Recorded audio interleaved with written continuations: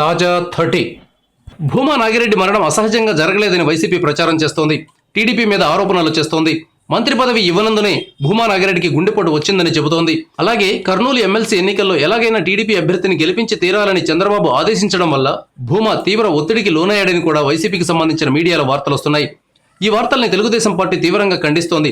తదుపరి మంత్రివర్గ విస్తరణ జరిగినప్పుడు భూమా నాగిరెడ్డి కుమార్తె ఆళ్లగడ్డ ఎమ్మెల్యే అయిన అఖిలప్రియకు మంత్రి పదవి తప్పకుండా ఇస్తారని టీడీపీ వర్గాలు చెబుతున్నాయి. ఈ సంగతులు ఇలా ఉంటే భూమా నాగిరెడ్డి చనిపోయిన రోజు కడపకు వెళ్లాలని ప్లాన్ చేసుకున్నారు.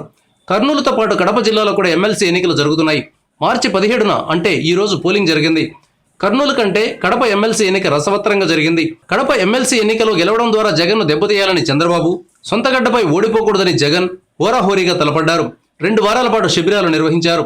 టీడీపీ శిబిరాన్ని పాండిచ్చేరిలో నిర్వహిస్తే వైసీపీ శిబిరాన్ని బెంగళూరులో నిర్వహించారు. కడప ఎమ్మెల్సీ ఎన్నికలో సుమారు 820 ఓట్లున్నాయి. శిబిరాల్లో ఉన్న కౌంటును లెక్క తీసుకుంటే టీడీపీకి స్వల్పంగా మొగ్గు ఉంది. అయితే టీడీపీ వైపు ఉన్నవారంతా టీడీపీ అభ్యర్థికి ఓటేరని వైసీపీ బలంగా నమ్ముతోంది. ఈ పరిస్థితుల్లో భూమా నాగిరెడ్డిని ప్రొద్దుటూరుకు పంపించి అక్కడ ఆయన బంధువర్గానికి చెందిన ఓట్లను టీడీపీ అభ్యర్థికి పడేలా చేయాలని భావించారు. ఈ మేరకు ఆయన పర్యటన కూడా పెట్టుకున్నారు. కానీ అనూహ్యంగా ఉదయం పూట గుండెపోటుతో కన్నుమూశారు. ఈ పరిస్థితుల్లో కడప, కర్నూలు ఎమ్మెల్సీ స్థానాల్లో ఎలాంటి ఫలితం వస్తుందన్నది ఆసక్తికరంగా మారింది. ఈ ఎన్నికల ఫలితాలు మార్చి 20న వెలువడనున్నాయి.